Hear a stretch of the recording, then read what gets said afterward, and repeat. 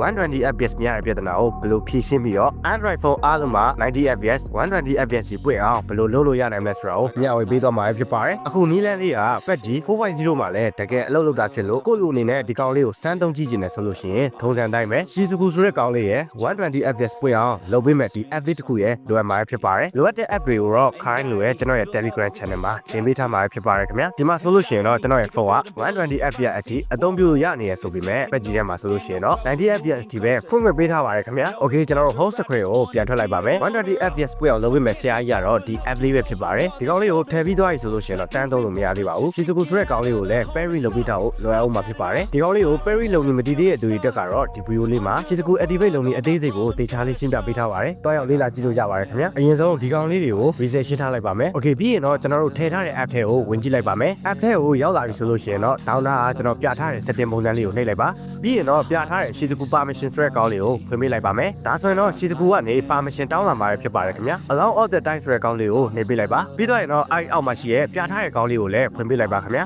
နှစ်ခုလုံးဖွင့်ပေးပြီးသွားပြီဆိုလို့ရှိရင်တော့ပြန်ထွက်လိုက်ပါမယ်ပြီးတော့ရင်တော့ refresh rate fix ဆိုတဲ့ကောင်လေးကိုနှိပ်ကြည့်လိုက်ပါခင်ဗျာ Okay ဒီမှာဆိုလို့ရှိရင်ကိုဖုန်းရဲ့အများဆုံးရနိုင်တဲ့ fps ပမာဏကိုမြင်ရမှာဖြစ်ပါတယ်ဘယ်လိုပဲလို့အဲ့ထက်တော့မကြော်နိုင်ဘူးပေါ့နော်ပြီးတော့ရင်ပြထားတဲ့ save editor ဆိုတဲ့ကောင်လေးကိုနှိပ်ကြည့်လိုက်ပါခင်ဗျာ Okay ပြီးရင်တော့ဒီအပေါ်ဆုံးမှာကိုလူလူက graphic ဘယ်လောက်ထားခြင်းလဲရွေးပြရပါမယ် HD ထားပြီး120 fps နဲ့ဆော့မလား Ultra HD ထားပြီးတော့120 fps နဲ့ပဲဆော့မလားကြိုက်သလိုထားလို့ရတယ်ကိုယ့်ရဲ့ပုံနဲ့ချင့်ငိမ့်ပြီးတော့သဘောအတိုင်းပဲထားပါတော့ဒါပေမဲ့ smooth ပါပဲထားဖို့တော့အကြံပေးချင်ပါတယ်ပြီးရင်တော့ frame rate မှာလည်းကိုယ်စိတ်ကြိုက်ရွေးလိုက်ရတယ်အစမြင်ခဲ့ရသလိုမျိုးပဲကိုယ့်ရဲ့ဖုန်းက60 fps ကြီး support လုပ်တဲ့ဆိုလို့ရှိရင်60 fps 120 fps ကြီးဆောင်ရွက်ပေးနိုင်တယ်ဆိုလို့ရှိရင်လည်း120 fps ကြီးရွေးထားလိုက်ပေါ့နော်အဲ့ဒီအောက်ကကောင်းလေးကိုတော့120ထိအကုန်တင်ပေးထားလိုက်ပြဿနာမရှိပါဘူးအောက်မှာရှိရဲ့ style တို့ color blind mode တို့ကောင်းလေးကတော့ကိုယ်လိုအသုံးပြုနေကြပုံစံအတိုင်းပဲစိုက်တာရွေးပေးထားလိုက်ရတယ် right မှာဆိုလို့ရှိရင်ကိုထားခြင်းတလောက်ကိုတစ်ခါလေးချိန်ပြီးခဲ့ရမှာဖြစ်ပါတယ်100လောက်ဆိုလို့ရှိရင်တော့ပုံမှန်ပါပဲခင်ဗျာ Okay ပြီးတော့ရင်တော့အဲ့ဒီအောက်က show in setting ဆိုတဲ့ကောင်းလေးကိုလည်းဖွင့်ပေးထားလိုက်ပါခင်ဗျာ Okay setting တွေအားလုံးကိုလုပ်ပြီးသွားပြီဆိုလို့ရှိရင်တော့ဒီအောက်ကကောင်းလေးကိုမြင်ရတယ်လို့မျိုးလေးပဲဆွဲပေးလိုက်ပါခင်ဗျာပြီးရင်တော့ကိုစော့တဲ့ patch version ကိုရွေးပေးရပါမယ် global ဆိုလို့ရှိရင် global ကိုရွေးပြီးတော့အောက်က apply ကိုနှိပ်ပေးလိုက်ပါခင်ဗျာ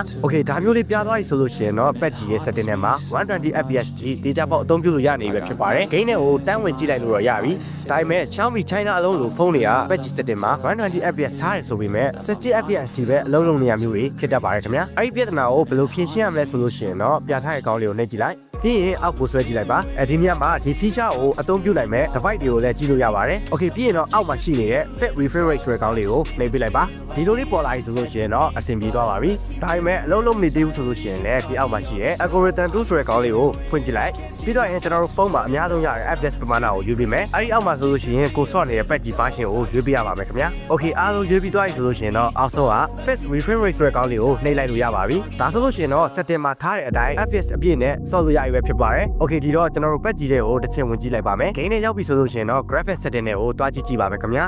Okay ဒီမှာဆိုလို့ရှိရင်တော့ကိုလိုတွေ့ရတဲ့အတိုင်းပဲ setting အားလုံးအတွက်120 fps မှာပဲမြင်တွေ့ရမှာဖြစ်ပါတယ် graphic မှာ HD ထားခဲ့တယ်ဆိုလို့ရှိရင်လည်း HD graphic နဲ့120 fps ပေါ့နော်ကိုလိုအနေနဲ့ဒီထက်မှာဘာ setting မှာထပ်လို့ဆရာမလို့တော့ဘူးတန်းဆော့လို့ရပြီ setting တွေပြောင်းပြီးသွားရဆိုလို့ရှိရင်တော့120 fps ကပျောက်သွားပါလိမ့်မယ်ခင်ဗျာပျောက်သွားရဆိုလို့ရှိရင်တော့အစ120 fps တိုးရမှာပဲပြန်လုပ်လိုက်ရုံပါပဲခင်ဗျာကဲဒီလောက်ဆိုလို့ရှိရင်တော့ကိုလိုတွေလည်းဘယ်လိုအသုံးပြုရမလဲဆိုတာကိုတီးသွားကြလို့ပြီးထင်ပါတယ် video လေးတင်တာနေရဆိုပေမဲ့တင်ပေးလိုက်တဲ့ဒီ video လေးကိုတော့သဘောကျကြလိမ့်မယ်လို့မျှော်လင့်မိပါတယ်ဒီနေ့ video လေးကတော့ဒီလောက်ပါပဲခင်ဗျာ